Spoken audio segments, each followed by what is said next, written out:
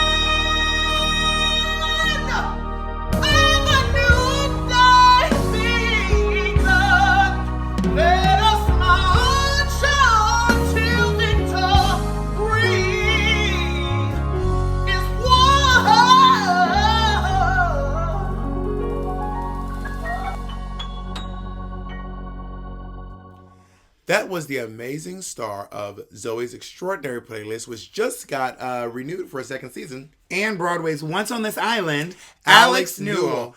Pep, I honestly think that was the most gorgeous rendition of that song I have ever heard in my life. It was. It's always been meaningful, and I've always known the importance of it because we've been hearing it all of our lives. Mm-hmm. But hearing it sung by someone who, like you said, knows our experience. Yes. And just the first time I heard it, we were both in tears. We heard it together. Right. We were on the tears. meeting for we were in one of our meetings for town hall, and we had to stop the meeting. We had stopped the meeting for 5 minutes. In fact, I know you're crying at home, so grab a tissue, and let us introduce ourselves. For those of you who do not know us, my name is Bob, the Drag Queen. And I am Peppermint. And we are so excited to welcome you to the very first annual Black Queer Town Hall. Now, this is, we are a conjunction and partnered with the GLAAD and NYC Pride. And it is a 3-day event of love, healing, listening, sharing, and joy. And love in the Black queer community. So you should know a portion of our proceeds are going to the Okra Project.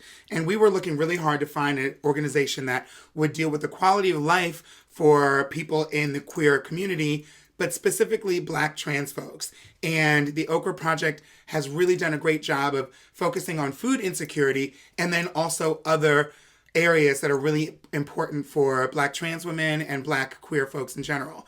And so you can find out a little bit more about them a little bit later on in the program, or you can go to theokraproject.org if you want to specifically donate to them, get involved with other events that they may have going on through the year.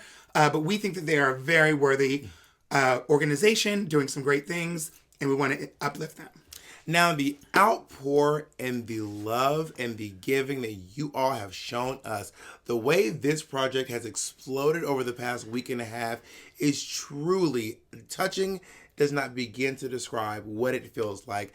And our main mission here at Black Queer Town Hall is to pay Black queer excellence. You have helped us raise over $100,000,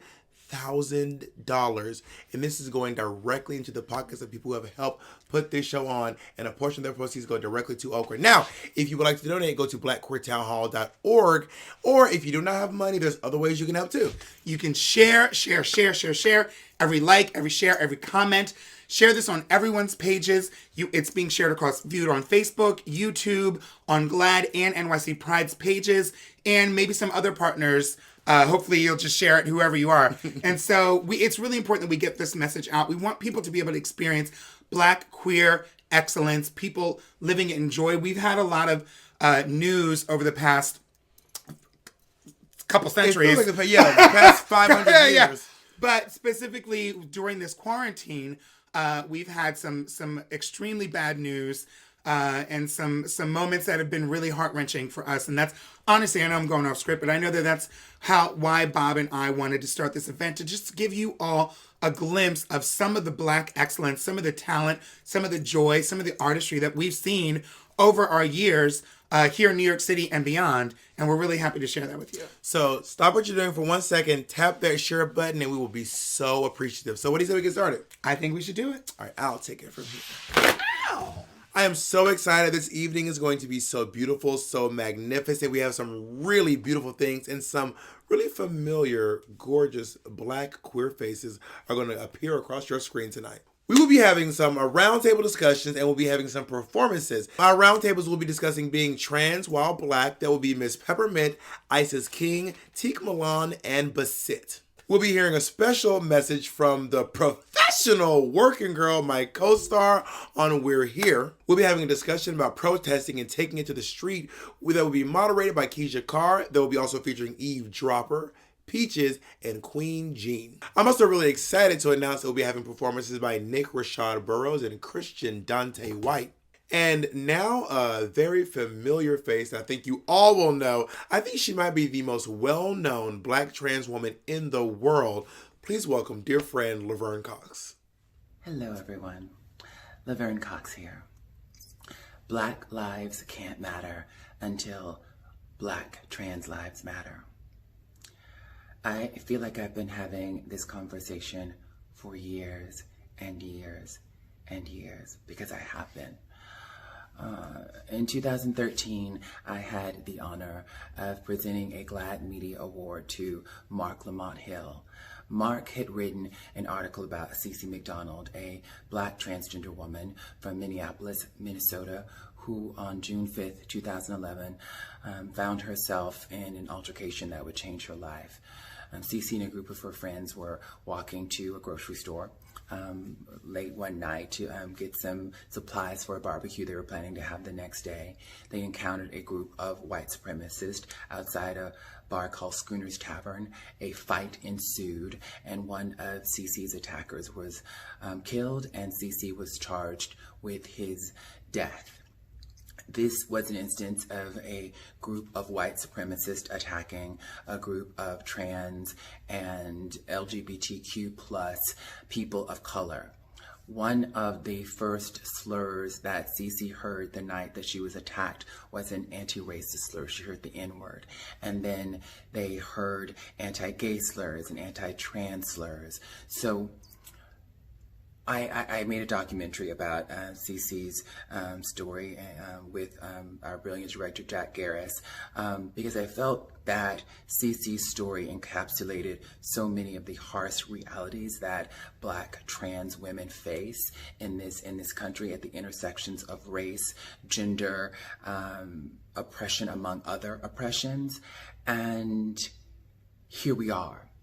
Just a few weeks ago, many of us had the displeasure of watching a Black trans woman, Iyana Dior, be brutally beaten by a group of Black cisgender men and women. It's still not clear why she was being brutally beaten, but this is a scene we've seen over and over again. Just last year, Malaysia Booker, a trans woman from Dallas, Texas, we saw beaten on camera by a group of people, and several months later, she was found dead.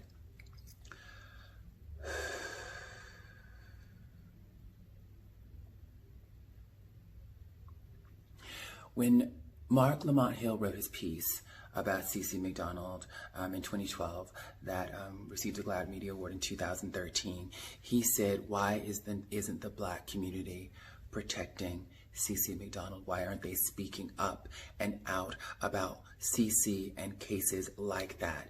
He, as a Black man, a straight Black cisgender man, was making this plea and asking this question in 2012, as many people within our LGBTQ community have been asking for years and years and years. And here we are in 2020, still asking that question.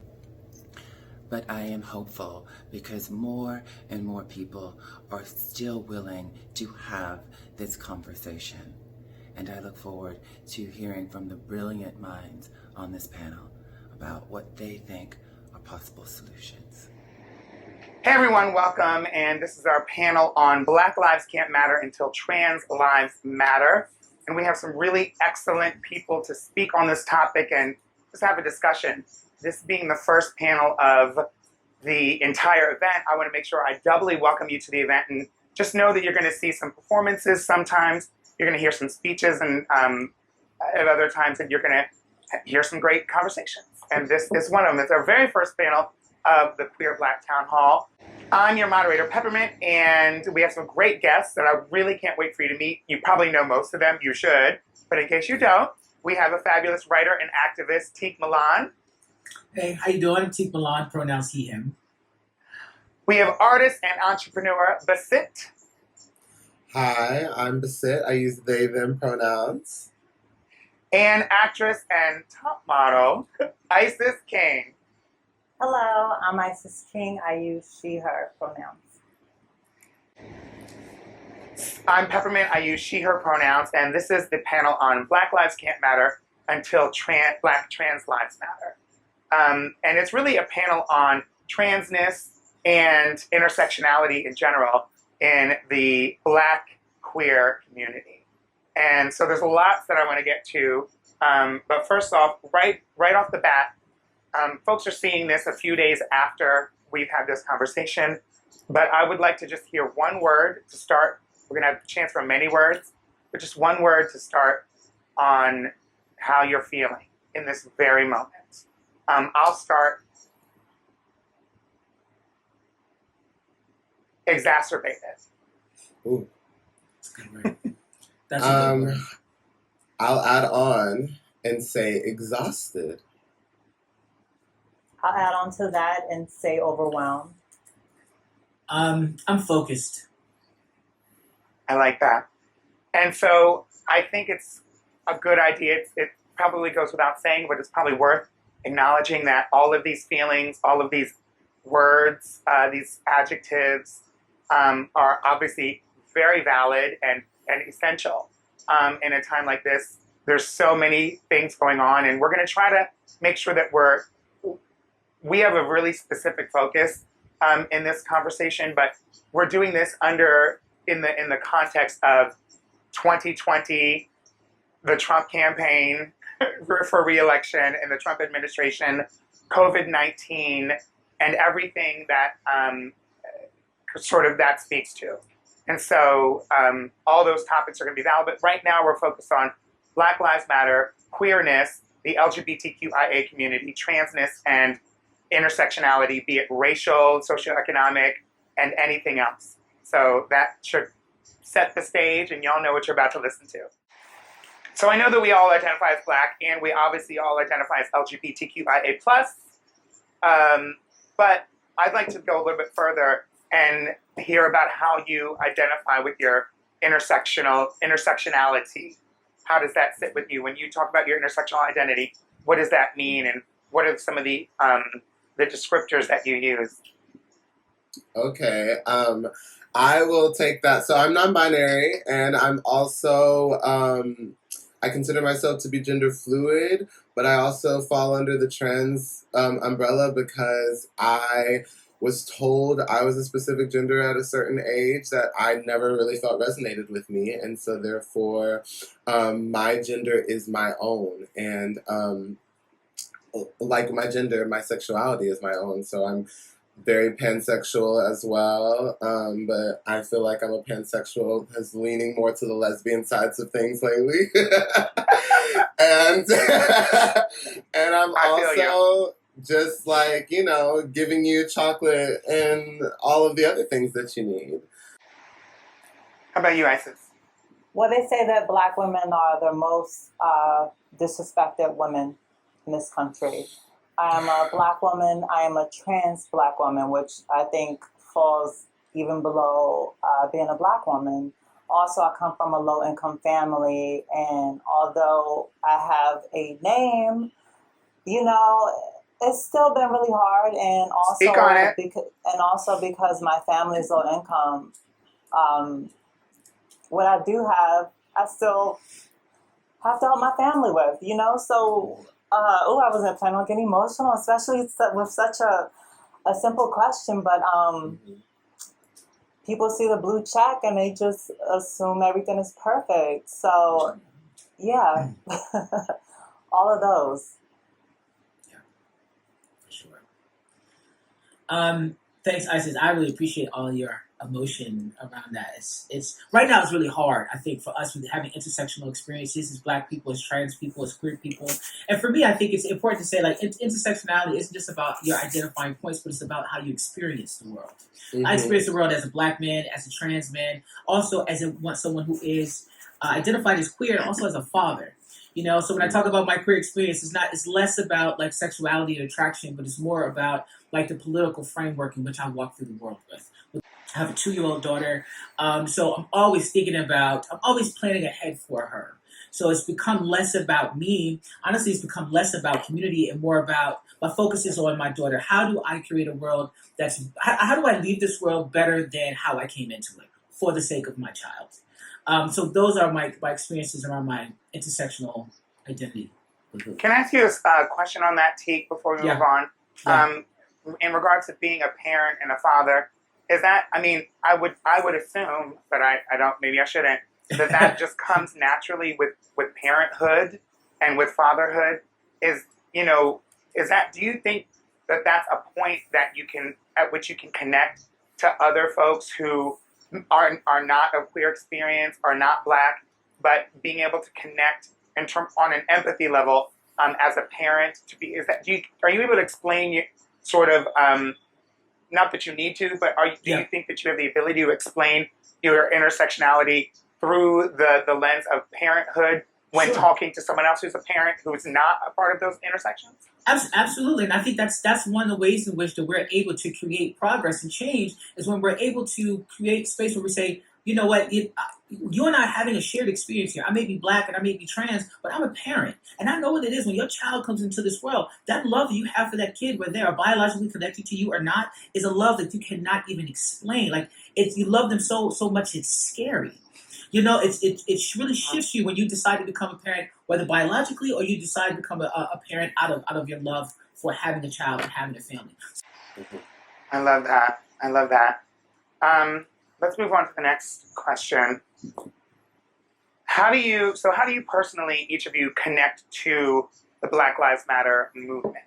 I know that I'm just going to be very real here. When I went to, it didn't take me 1 minute to speak out publicly, even before connecting sort of this energy that we have now to the Black Lives Matter movement, speaking out on all these injustices that we've seen about not only trans women, but also cis folks and, unarmed Black men specifically being killed or beaten or murdered by the police or Neighborhood Watch.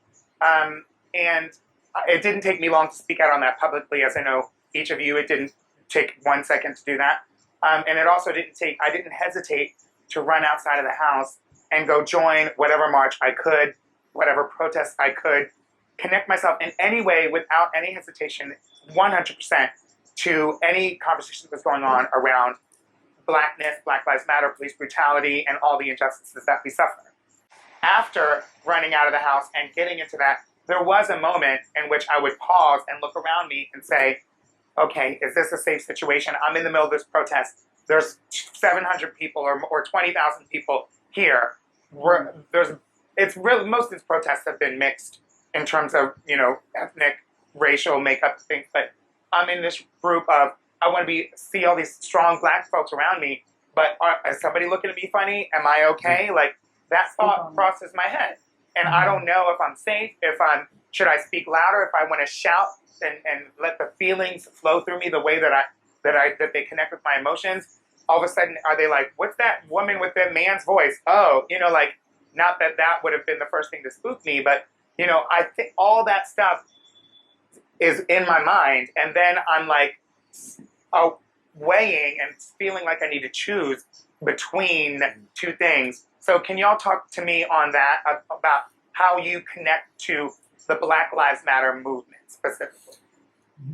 Yeah, so Black Lives Matter, before it was a big protest, before it was a big movement, it was a mantra that I had to say to survive at a very young age. So growing up a dark-skinned person in Texas, the ridicule that I would receive from not just white people, not just non-Black people, but also Black people, because colorism and because racism is so deeply embedded into our culture and deeply embedded to our society, I had to learn from when the first kid bullied me at the age of 5 for being dark-skinned that I needed to tell myself, and I had to look towards my family and the people, my loved ones, to remind me that my life mattered, that my life was important, that my experiences are more than matter. They're beautiful. They're unique. They cultivate so much joy and so much good that it threatens other people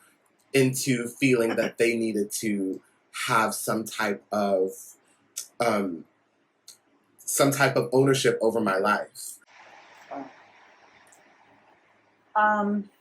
I think for me, it's a little bit different. Unlike a lot of people I know, I've been inside of prison to visit every single male, except for my little brother, every single male in my family. I had a cousin who they took to prison, dark skin. They took him to prison, and it was because he was just about to finish probation, but then they said, they think he did something, and then they found out in court that the police actually lied. But because it was still a loophole in the timing when he got arrested, he still had to stay in prison. I don't remember how long it was, but it was just frustrating because my whole life, this is what I saw all around me. And as far as what Peppermint said about jumping out there, running right outside, I felt a little guilty. I can't lie. I felt a little guilty before I made a post about my feelings because I was afraid to go out there. I've always been afraid of big groups, but I was afraid to go out there. And I felt like, okay, you know what? Let me just use my voice from home, and people might not understand, but at least let me get my point out there. So I remember making a post about wanting to protest with my Black brothers, but being afraid to protest with my Black brothers. I remember seeing it. I saw that. And I feel like it was actually the first time that the people actually understood, which is weird because I'm so used to it doesn't matter. Even still, you saw people that say, well, put your feelings to the back burner. We'll worry about that later. And it's just like, when is later for us? When is later for Black trans women? Yeah, there is no later. And people cannot understand how just because you're the same color don't mean that you're not still oppressing each other the way that they are oppressing us. Sure. So first, I just wanted to touch on one thing that Isis said, just about being fearful of being outside and protesting.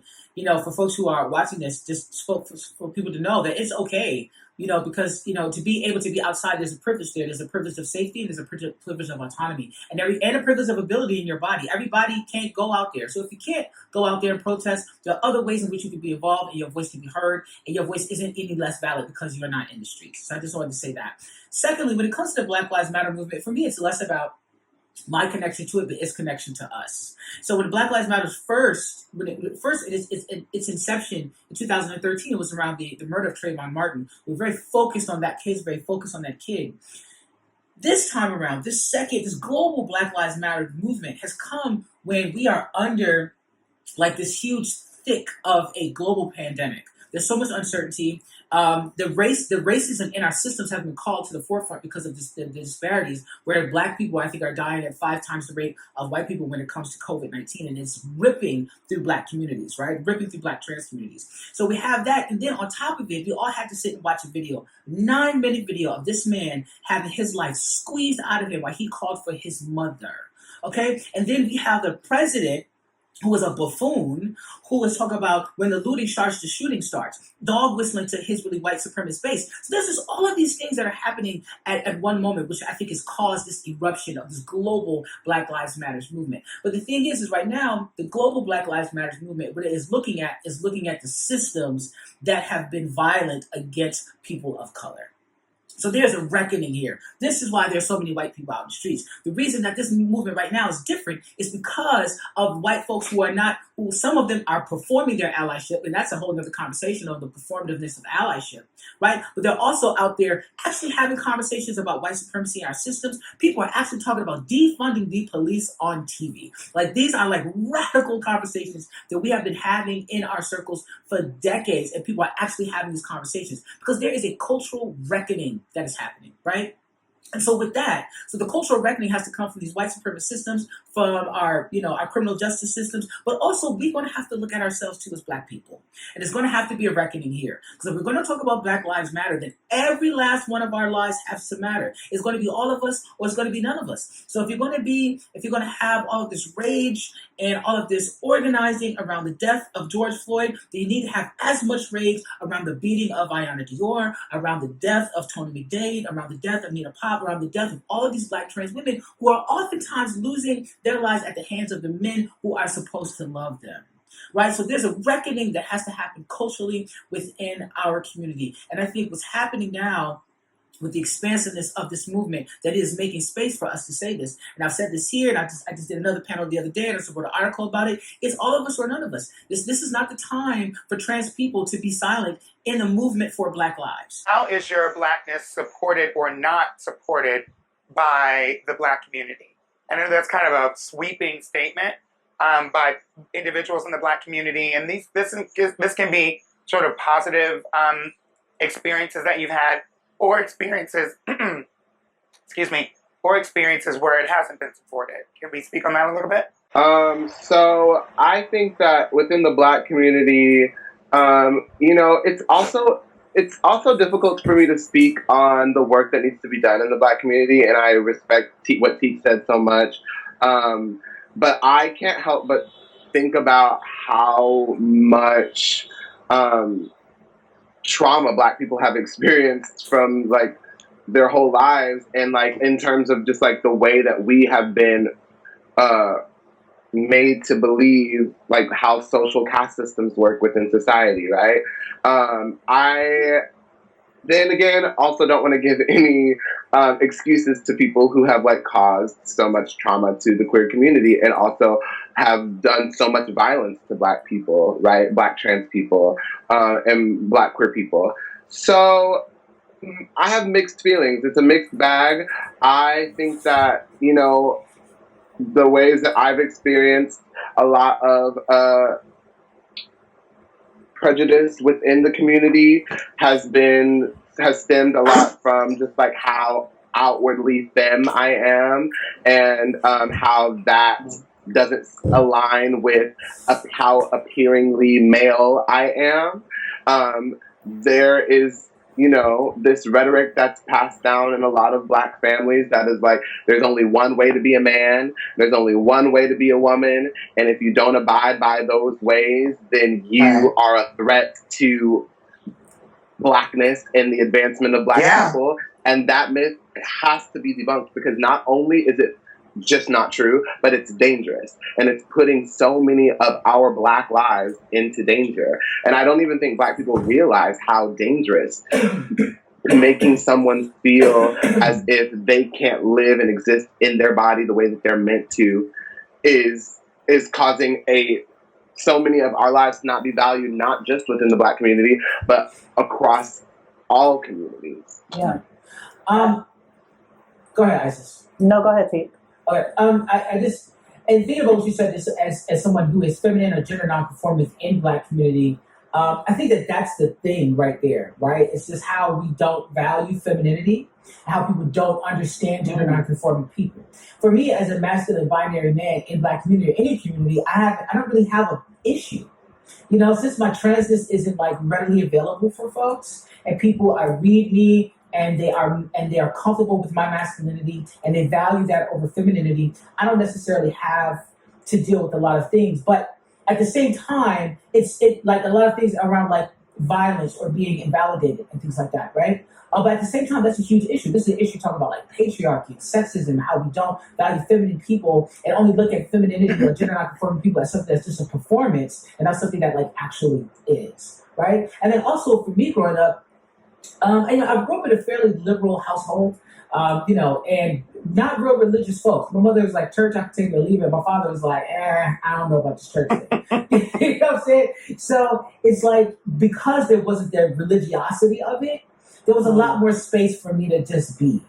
And I think that's one thing that we see in Black community. And the thing is, let's be like really careful about not pathologizing Black people and like not pathologizing our culture or our communities. But when it comes down to like Christianity and religion, that has a huge stronghold on folks. Black and white alike, awful. People who are super, super Christian are usually like awful when it comes to like LGBT issues, right? So I think that there's a conversation to have around like how we allow like religion to create space for people to judge us, right? People get too caught up in a religion and don't give enough credence to the act. I don't know. Sorry. That was me. Hold on one second. I hope you guys keep that part in there. That was pretty funny. It was like such a serious moment, and he just kabam, kabam, kaboom. Just like falling. Go ahead. Religion. I would say religion. I was saying too often times what we see in community is folks allowing religion, are using religion to justify their bigotry instead of really like turning towards actually like the spirituality and the divinity of God and all things like that. I think for me, it's I always say I'm more spiritual, and even that's something I feel like you have to battle with, because as soon as you mention anything, people say they're trying to push their agenda. I'm like, y'all sound just like Trump people in our community when we speak up for ourselves and you say we're trying to push the gay or LGBT agenda just because we say, well, I could be spiritual, I could be religious, I could be all these things you are, but instead of focusing on treating me like an equal, like all the books say you're supposed to do, you're trying to use it against me. I remember one time, It was after like I was on Top Model, like I was already a public figure. I already had my surgeries. I went back home to visit my family, and my pastor was there, and he was always such an amazing guy. He came over to the house. We were all really close, and he said, you know, before you go back up to New York, I want to pray for you. I'm like, oh, thank you, Pastor. Like that's so yes, pray for me. Oh no. He started praying, and he said, Father God, please protect my son, Father God. And I'm like, wait a second. No, you didn't. Number one, everything's already changed, name, body part. Like, what? Like, why do you have to, instead of focusing on how good of a person you think and you know that I am, you want to focus on something that literally has nothing to do with you.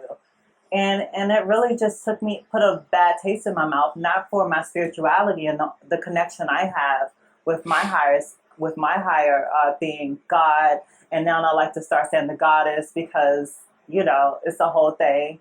And I had to realize that my own thing was separate. It was separate from what people believe it should be. And most of the people don't even think because we live our true, authentic selves that we should even have a connection to religion or spirituality, which is the biggest crock of bullshit in itself.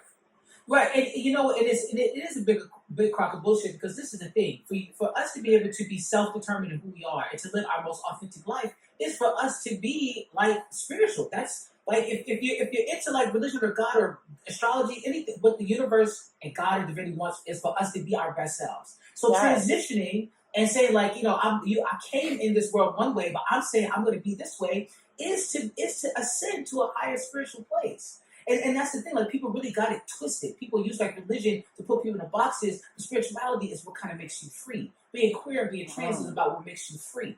And bringing that back into like the conversation around Black Lives Matter movement, like movement towards justice is a spiritual movement. It is a spiritual practice. It's a practice that Jesus was involved in. It's a practice that Allah was involved in. So this idea of moving towards justice and equality and something that is equitable for the world is to be of the divine spirit in this world. So don't let these people tell you. And it's universal. So don't let these people tell you because you're queer or you're trans that you don't get to have a relationship with God. My relationship with God has gotten better since I became me. Yes. That's the truth. So I want to talk a little bit about how the queer community, kind of the same question. How has the queer community supported or not supported your Blackness? You know, I've been grappling with this for a while now because we kind of touched on allyship and performative allyship. And I've been having a very difficult time staying engaged with my own social media because there is this idea that all of these white people are hearing these concepts of race and racial injustice for the first time. And I just happen to know that that is a complete lie. Like, I've spent so much of my life telling these people, looking them in the eyes, being like, when Trayvon Martin, when Mike Brown, like all of these people, I was in undergrad when, you know, the first Black Lives Matter movement was going on. And I said, like, let's just look at the facts here. And had so many of these same white people who are performing their allyship now telling me then, like, well, maybe he shouldn't have been stealing cigarettes, or coming up with all of these justifications for why this Black life didn't matter and why Trayvon's Black life didn't matter because he had on a hoodie. Like, I get so frustrated because there was so much labor that I was putting in while also experiencing trauma, but because my Black body was in danger. I want to take that even a step further because there are people who have, I've gotten plenty of calls from my white queer friends calling me, apologizing to me, and, you know, and it's like, to me, I'm not really interested in what you have to call and apologize to me. Like, call your family, call your mom, call the people in your life. Like, let's look at how you connect to this system of racism, and let's see you do that work that really is between y'all. This work of being an ally and activism, especially online, is not really about you going around and checking on your Black friends to make sure they're okay. No, we're not. We're not okay. We will be okay when you talk to the white people who don't hear us. I think that's the bigger part of it. Yeah, it's a huge part. It's a huge part. Go ahead, sorry. You're right. It's a huge part. And I'll say this: your guilt is never useful. Only your solidarity is. I don't have time for you feeling guilty about being white or about being men or about being straight or being rich. Figure it out. Figure out how you can put that privilege on the line and be in solidarity with people who are not like you. And so, back to the original question of my blackness and queer community. For me, on a personal level, over the years, the decades that I've been in community, I have been really, really intentional about curating a community around me of people who are of like minds. So I'm gonna be really honest. I don't, there are a whole lot of white queers that I like vibe with on a personal level, but the ones that I do have done the work or are doing the work. Who have been taught, who have been into like understanding like what it means to be white, like what their whiteness looks like and what privilege looks like and how they can be better before this moment in time. So for now, I give kudos to the white folks who are showing up right now, who are starting to think about these things. But there is a slippery slope between like this performativeness of being an ally and actually being in solidarity. So I see those two things happen. But for me personally, in my personal life, I don't have white folks that are performing a bunch of BS in my life. Secondly, I don't, and I won't. Not today. I have had to cut someone off, and who just came back around and start apologizing again, just to post that she's marching for me. Oh, girl, keep the apology. Let me ask you a question. Like before we put on our masks, the masks for COVID, but I think Tiq was talking about oxygen masks. Yeah. Whichever way. Before we put on our mask, what is it that you want to say to white folks that are not in the queer community? Just what's your one message? My one message is to take the labor off of brown folks. We all have the abilities to read a book, to do the research, to ask questions that are not to be answered by Black and brown people, and keeping in mind that Black people right now are experiencing a lot of trauma and have been over so many years of this system that you are benefiting from. So white people, don't put the responsibility on the disenfranchised to do the work for you. You have all of the necessary tools to educate yourself on our experience without asking us. So do that. Do the work. The work is going to feel uncomfortable. The work isn't going to feel easy, and you're going to have to get through it. But that is the only way that we can truly be accountable and disassemble this system that is harming us. Isis, similar question. What is your message to queer folks, be they white or everyone else? What is your message to the LGBTQ community at large who are not standing at the intersection of Black and queer? I want to just let all of them know that their voices matter and that they are important. A lot of times we're made to feel, no matter where it intersects, a lot of times we're made to feel like we're not strong enough or we're not important enough or we're not worthy enough. And I think that when you put your mind, when you just get focused, and when you're focused, you can make anything happen. And we're worth it. We're worthy of anything that we put our mind to. And yeah. Tiq, what is your message to Black folks? This is cis Black folks, hetero Black folks, there might be a few messages in there. So hit me. One message to Black people right now is to take care of ourselves. Take care of ourselves and rest. When you gotta fight. If you need to rest.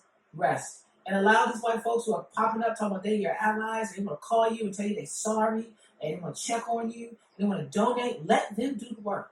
And my people need to rest. We have been doing this for too long. Let them do it now. So we do appreciate everyone for being involved in this conversation, for listening to this conversation, and know that, just like Tiq said, all of our experiences are different. And I think that's the beauty of our communities, both Black and queer. That's the beauty of our intersectional identities. And the most important thing to do is listen and self-care. And then we can do everything else. And I really do want to say thank you to each of our panelists, Tiq Milan, Isis King, and Basit. Thank you so much. My name is Peppermint. To everyone that's watching, make sure that you check in for our next panel that starts in just a little bit. And thank you so much for tuning in to the Black Queer Town Hall. Make sure you go to blackqueertownhall.org to continue to donate, because we want to continue to raise funds, and we want to do this again. This is the first annual. We want to be another one tomorrow, next week, next year, whatever. But for now, thank you so much for tuning in, and we will see you then. Bye. Okay. Take care, y'all. Bye-bye. Okay. That was a really beautiful, gorgeous, and amazing discussion. Now, we had to edit it down for time, but if you want to hear the entire hour-long, fully unedited version, please head over to the Black Queer Town Hall YouTube page for the full fantasy. Now, for a woman who knows all about working, about being a professional, please welcome my co-star from We're Here, Miss Shangela LaQuifa Wadley. Well, hello everybody. Yes, it's me, Shangela, and I am here at the Black Queer Town Hall just to quickly drop in with a little message. First of all, thank you to Bob and Peppermint for inviting me to be a part of this, for GLAAD and all the organizations that are involved in putting on something that is so relevant, that is so needed, that is so important, specifically right now in our community. The only thing that I really want to drop in here and say is thank you. I want to thank each and every person that is being involved, that is being active, that is being visible, and that is also making their voice heard. Look, y'all, if we can't stand together as a community, especially right now, then we're going to fall. But it's important that we lift each other up. This is the season that we call Pride. And Pride is all about believing in yourself, loving every part of who you are, knowing that you are valid and you deserve to be seen and you deserve to be heard. Stay active. I love you all so much, and I am so proud to be in this moment right now where we are specifically saying, yes, Black Lives Matter. Yes, all Black Lives Matter. And yes, that does include every part of the queer experience, specifically to Black communities.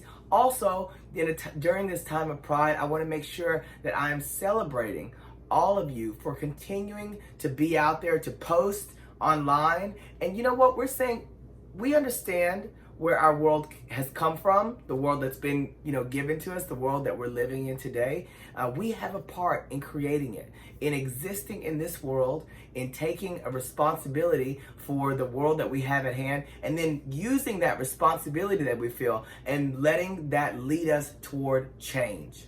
All right, you have the power to create change. And it starts right here. It starts with having difficult conversations with people who may not be from your community, okay? But let's educate. I know that some of you guys have seen a new project that Bob and Eureka and I have been working on called We're Here with HBO.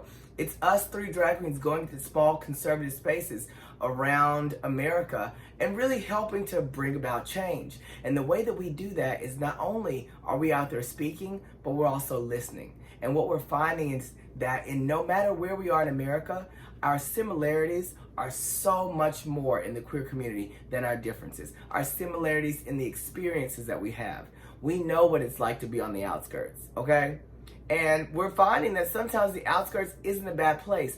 We just have to make sure that we make it a good place to be for all of us. We're all about acceptance. We're all about love. We're all about equality and also humanity. So I just want to once again share my love with all of you and just take this time, specifically during this important movement that we're a part of, but also during Pride season, to remember your brothers and your sisters in this LGBTQIA plus community, all right? And that's what we are. We're a community, and we're going to help each other, okay? And I'm so grateful that I get to share with you also a new project that I'm spearheading called Feed the Queens. Oh, you know I was going to drop that in there, Bob and Peppermint. I had to let folks know about Feed the Queens. It's a new initiative in which we're hoping to raise $100,000 to really fight hunger in the drag community, which has been brought on due to the shutdown of nightlife because of Ole Miss pandemic. Y'all already know. So check that out at feedthequeens.com, and thank you. Thank you for being involved in today's town hall. Thank you for understanding that our voices deserve to be heard. And thank you for standing in solidarity in activism. Oh, we're going to have a brighter tomorrow, and it's because of you. I love you, and hallelujah. Hey everybody, what's up? It's your girl MJ Rodriguez here. And before I announce this amazing panel, I just want to send some words of love, peace, joy, upliftment, as well as knowledge.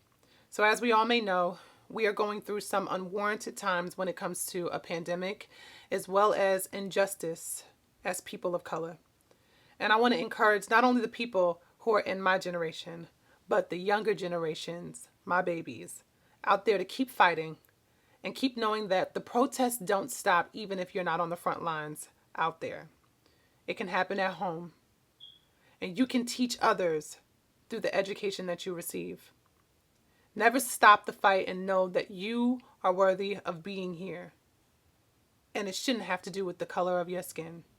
It should simply have to do with your human right to live and exist in this world.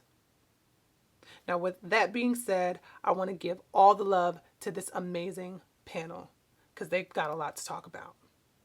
All right, we are joined by model and musician Yves Dropper, with drag queen and executive assistant Peachez, and costume designer to the stars, Andy Jean. We're going to jump right into this. Let's first talk about different kinds of activism, whether it be in the street, the workplace. Peachez, let's go to you. What do you feel like is most important to you? The type of activism. For me right now, I feel most passionate about being in the streets and being vocal and being part of that presence. I think that especially just the way that the media is consuming this all, it means a lot to have those numbers out there and for there to be these large mobs in the street to see. Additionally, I do work in the corporate world, so there is a lot to be said for my activism inside of an establishment that is run by all white men and and people that have a lot of say in the way that legislation works, where I am one of, I think, 5 Black people there. So I kind of been playing the balance game of those two options. Yeah, I completely understand that.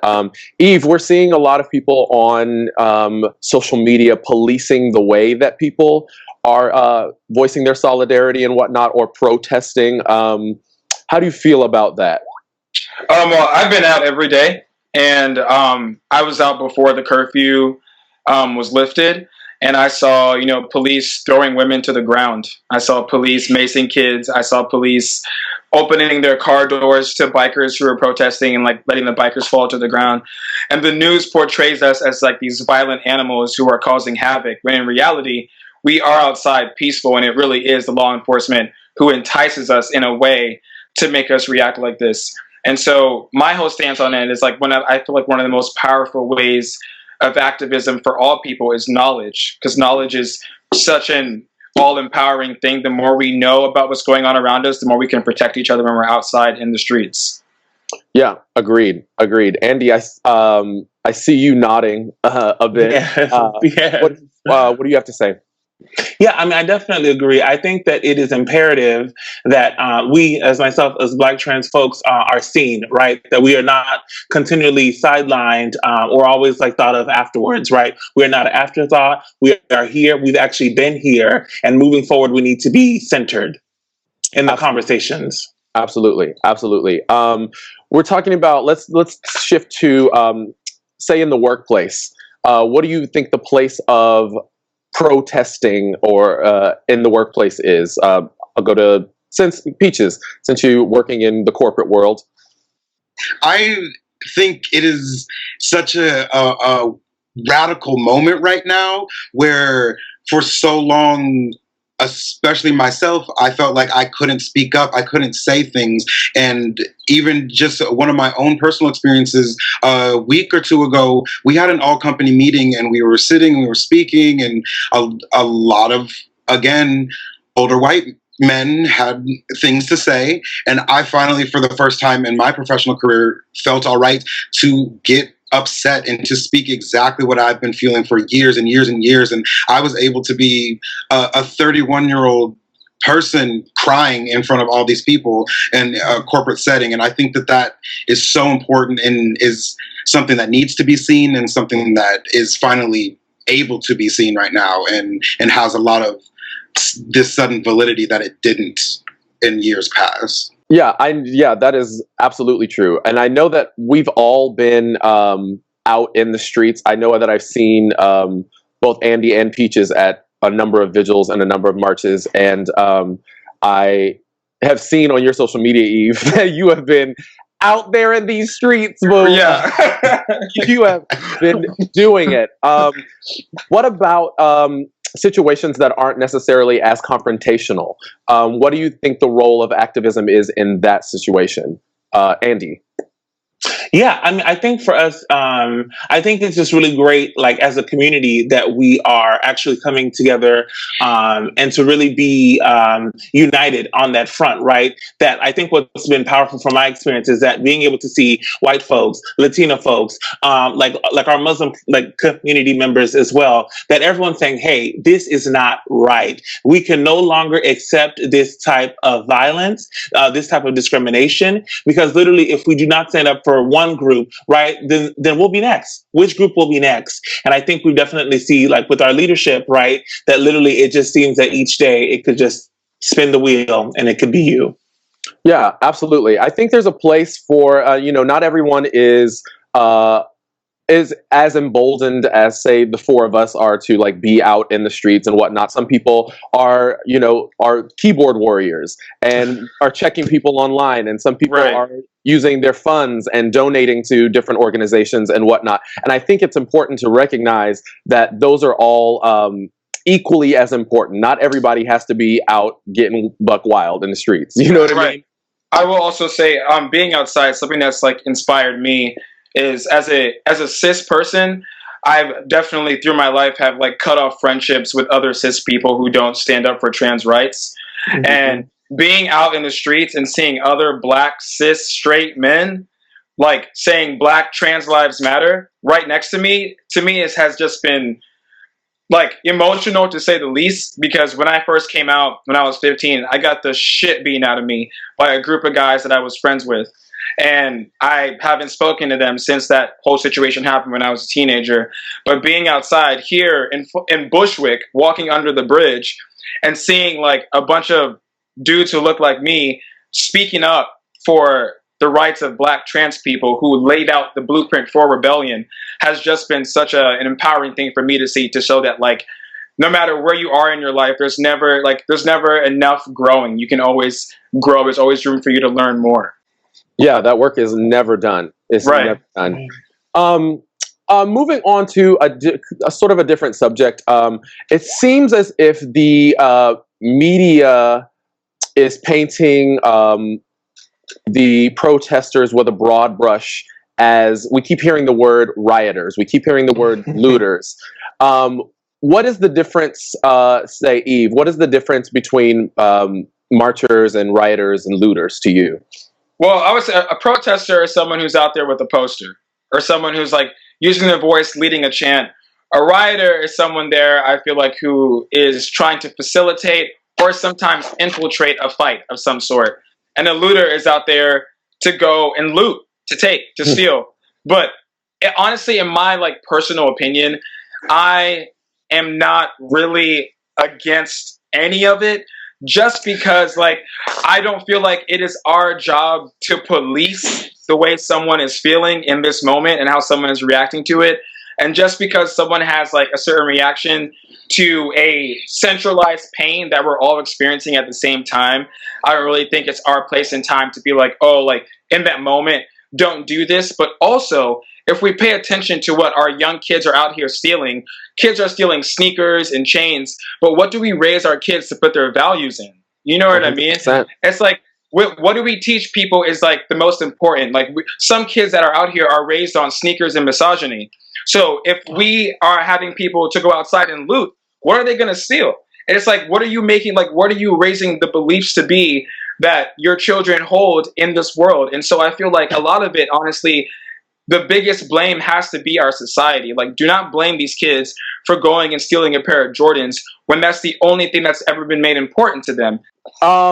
What about, Peachez, what about the allegations that, we're hearing about police inciting the riots? It's not the protesters out there doing these things. It's the police that are egging people into these situations. It's not an allegation if there's proof.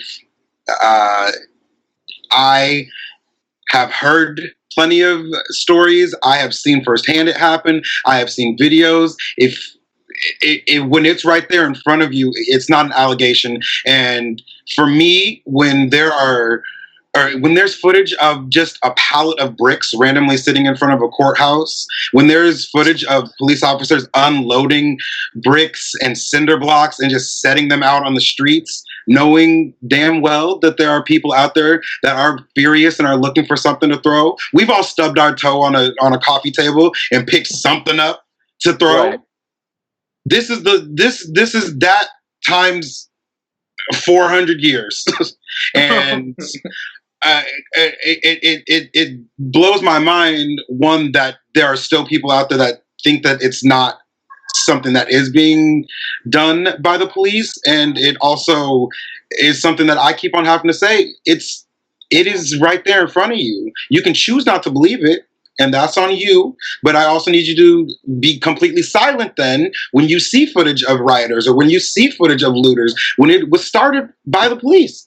Absolutely. It's one thing to be a cisgendered white person in these protests out in the street, but as, you know, for people of color and queer people of color, do you feel safe? Do you feel included in these protests, Andy?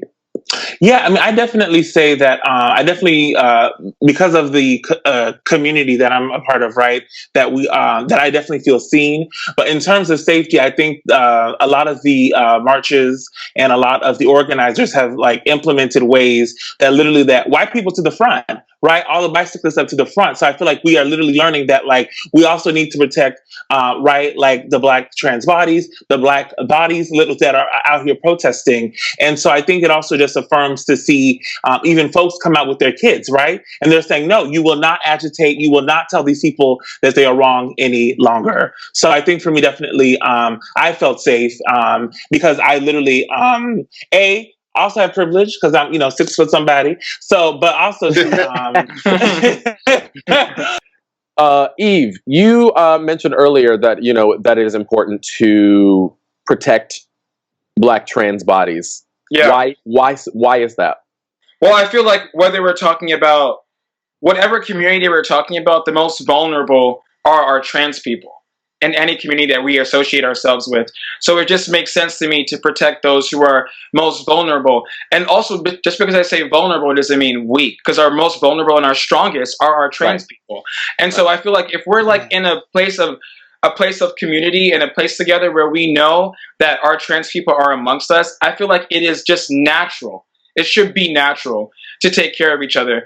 And I honestly sometimes have a lot of friction, like in conversation with people, in talking about the importance of protecting trans people, not only in our streets, but in our language and the way that we speak and the way that we talk about each other. Say that. It's one thing to protest outside, but if you're not protesting inside of your house, what we're doing outside is fucking pointless. Yeah, I know that, like, for me personally, all of my activism in this situation has been specifically geared towards protecting Black trans people. Right.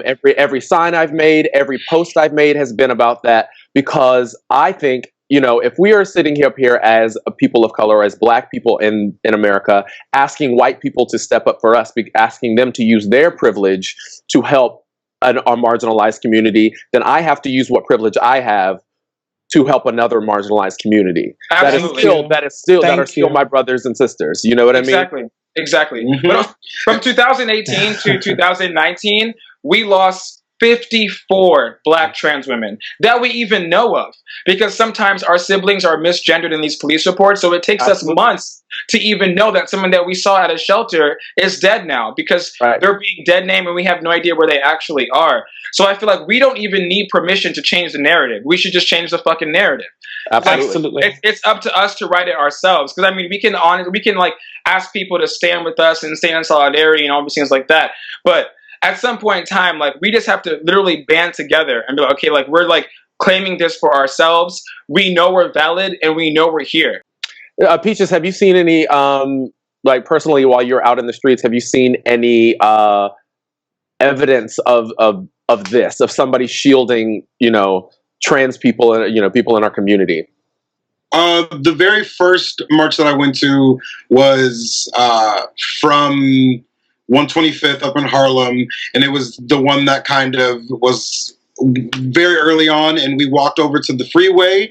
It's not specifically in that instance, I don't know that there was any specific trans protection happening, but that was the first time that I was in the middle of something and immediately heard organizers start to say, white bodies to the front.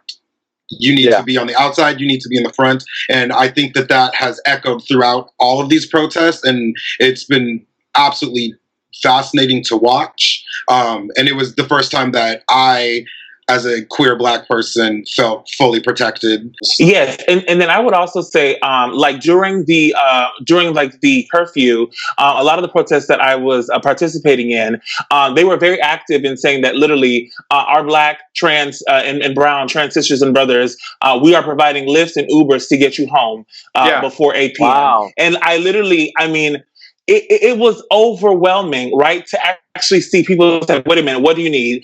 Here's my credit card. Here's literally, we need to get you home. Yeah, I mean, because we Black trans people have contributed so much to who we are today in 2020 as queer people of color, or just queer people in general. You know, everybody likes to speak about Marsha P. Johnson, as the Black trans woman who threw the first brick at Stonewall and whatnot. What else? I know there are countless others. Andy, can you speak to other contributions from trans people that we would be without? What are we going to lose? Definitely. I think to me, the forefront, right, is really our culture, right? In terms of the things that we inherently value, the things that we inherently quote, the things that we use to define, right, our Blackness, our Black excellence. I think even our vernacular, the amount of white girls that would be shook to their core to know that whenever they talk about spilling tea, whenever they're talking about calling somebody honey, or whenever they're talking about voguing, hey mama, hey mama, right? Things that they have no idea is rooted in the Black trans community, it would blow most of this country's mind. And I also want to mention too, I was at a march where someone brought up that we also have to take into account the Marsha P. Johnsons that we don't even know their names. Absolutely. The Black trans women who were around that time who were taking in kids and literally being house mothers, and we have no idea what their names are, but they are the ones who are the credit for every single dance move, every single style option that we go for, every single slang word that we use. It is all owed to Black trans women. And there are some who have literally shaped our entire culture. And we let's switch gears a little bit. Let's talk about internet activism. Let's talk about how important it is to be vocal via, say, Twitter or Facebook or TikTok or any social media platform. Let's start with Peachez. I will start by saying I think that it is kind of a dangerous world. I think right now there is a lot of emphasis on cancel culture, which personally I think there's some validity to. I think cutting people out of your life is, if it's a tumor and it's hurting you, let it go. But I also think that it is dangerous for us as a people to start jumping on people if they're not being vocal online. Because you have no idea what their experience is. You have no idea what they're going through. On the flip side, I think it is the quickest and easiest way to, one, educate yourself and educate those around you. I think it will extend your reach to people that you will never, ever get to talk to. Yeah, I think there needs to be emphasis placed upon research. I think so many people are getting their information from memes and not... Or a headline, and they see that, share it, and move on about their business. And I think there needs to be more emphasis placed upon, do a quick Google search, see if you can verify this information. Well, since we brought up the police, let's talk about defunding the police. Let's talk about that phrase specifically, because Peachez is hot. Okay, Peachez, go off. What does defund the police mean? For those that do not know, currently in New York City, their operating budget is $6 billion with a hard B. That is the same as the entire army of the country of Ukraine. The whole nation. De Blasio said he was going to take, I think, he'd made like $1 billion cut or $1 million cut, made it like 5.4 billion. At the same time, our summer youth education program has been completely cut, which included a full training and workplace training and vocational training for trans youth, for queer youth, for specifically children of color. NYCHA has no money right now. That's the New York City Housing Authority. So we're saying you need to take this money that you are dumping into this absurd obsession with policing and running this city and put it into programs like NYCHA and into SYEP and into things that are going to help the community and just lift up from a different place. And I think a lot of that starts with retraining and repurposing all of what this is. Paired with defunding the police is the idea of abolishing the police. And that comes with an idea that there should be trained people from the community that specialize in things like domestic disputes, things like mental health. If you are calling a cop that was trained for 6 months and has no idea how to de-escalate somebody that is schizophrenic, that is suicidal in a moment, that is bipolar and does not realize they are in a manic state and are about to do something that they don't know what they're doing, it serves no purpose and is likely going to end up with somebody getting hurt. I want to do one more. I'm getting information from the head office that the U.S. police budget is $155 billion. So, I mean, I just feel like literally, like, to me, like the training that's happening, I'm really curious. Who's training these people? Clifford the Red Dog? Who is training these officers, right? I was one of them. I went to theater school and the local police department hired the students at the conservatory to run all of their training drills. And let me tell you, those people sure shouldn't be out there being cops. I'll tell you that much. Absolutely not.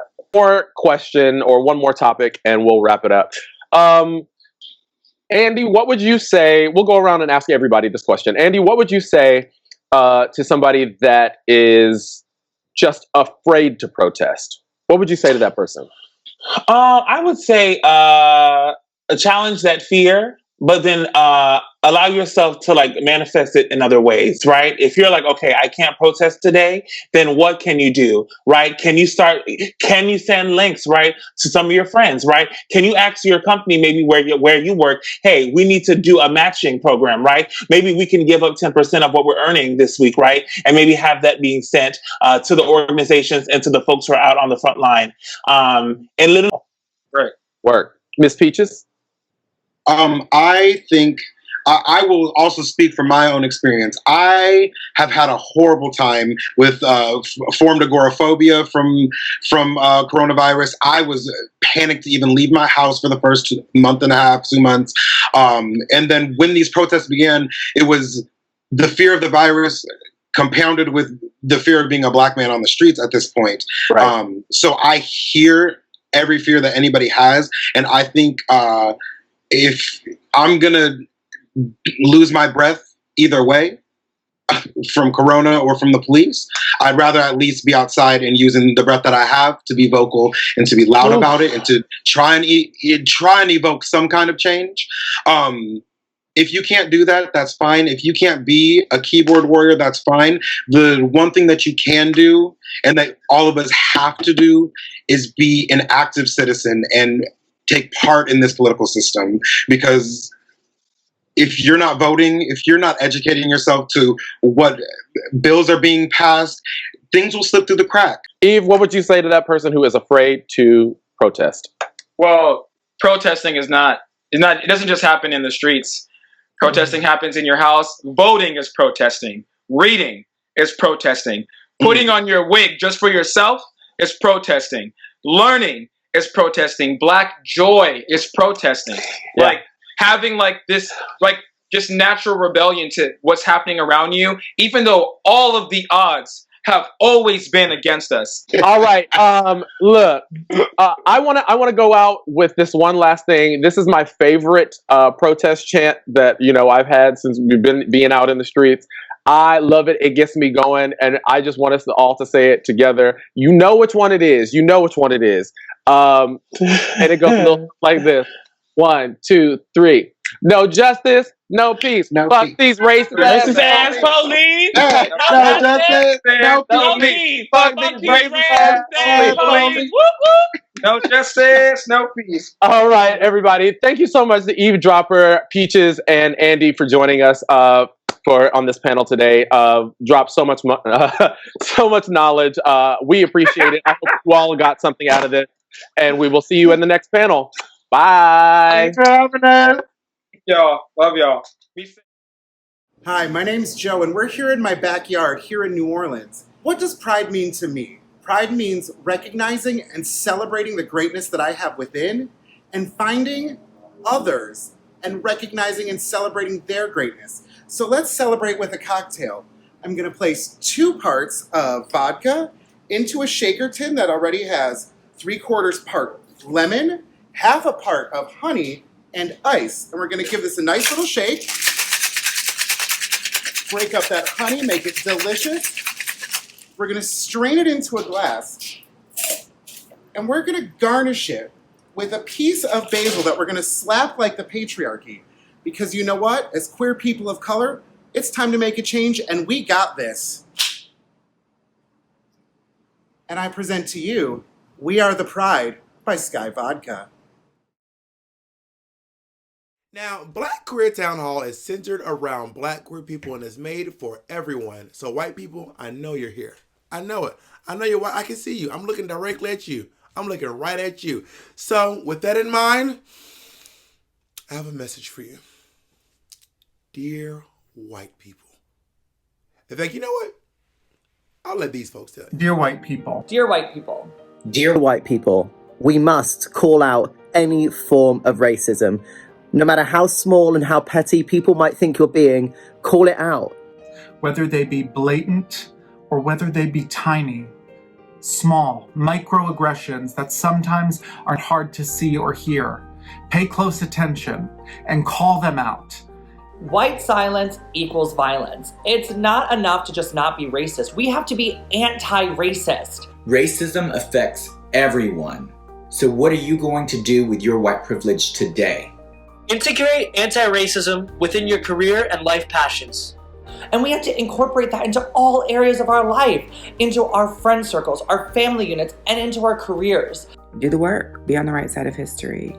Be a part of the solution, not part of the problem.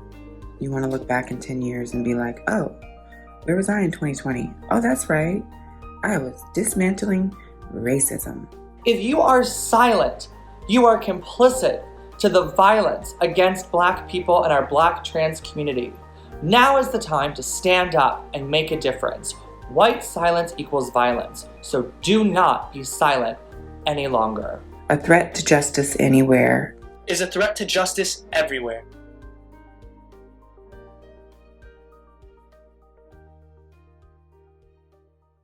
Thank you so much for helping keep your community accountable. I appreciate it. Now listen, we have the biggest election of our lives coming up, and voting is more important now than it has ever been in the history of our country. So with that in mind, here's a special message from Drag Out the Vote. 100 million people did not vote in 2016.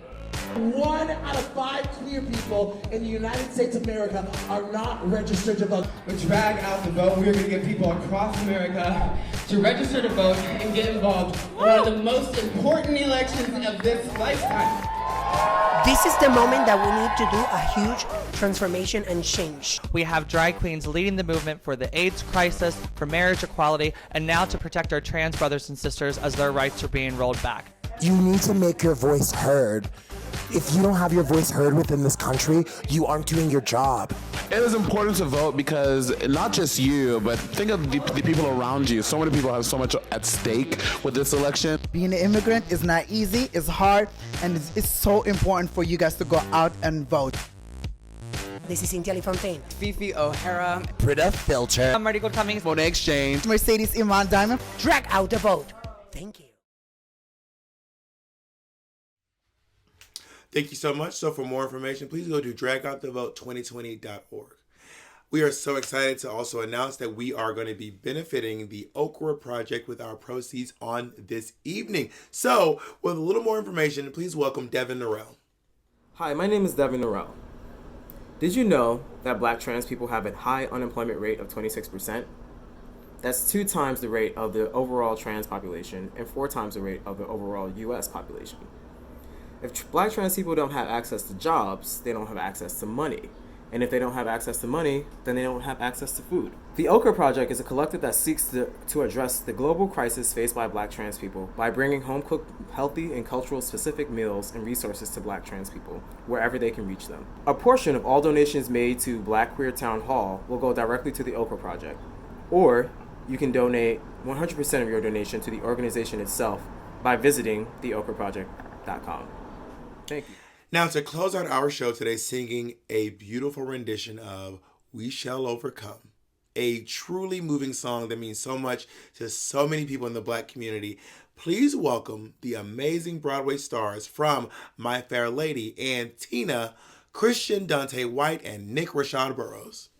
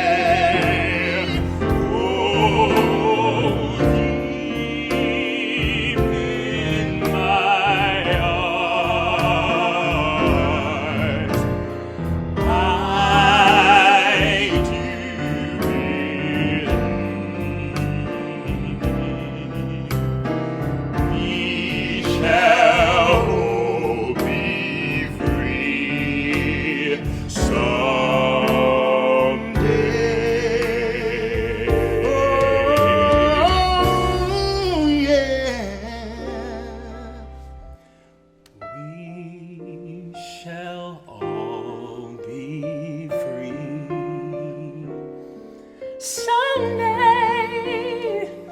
Yes, we will. We shall all be free someday.